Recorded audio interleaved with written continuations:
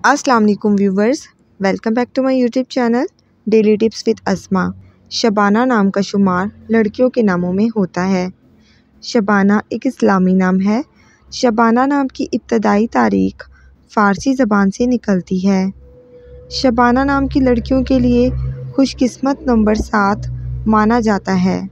शबाना नाम का मतलब है रात का पहर यानी आधी रात का वक्त। खुशकिस्मत दिनों के हिसाब से जुमेरात और सोमवार का दिन शामिल है। शबाना नाम का शुमार इंटरनेट पर सबसे ज़्यादा सर्च होने वाले नामों में से होता है। शबाना नाम की लड़कियों के लिए खुशकिस्मत नातों में हिंसों के हिसाब से कांसी शामिल है।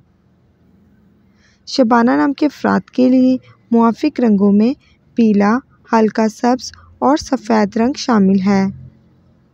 शबाना नाम के अफराद के लिए मुआफिक पत्थरों में सब्ज़ कीमती पत्थर शामिल है। फ्रेंड्स, अगर आप अपने नाम का मतलब जानना चाहते हैं तो कमेंट बॉक्स में अपना नाम लिखें। इंशाअल्लाह हम आपके नाम की वीडियो ज़रूर बनाएंगे। Thanks for watching. अल्लाह हाफिज़।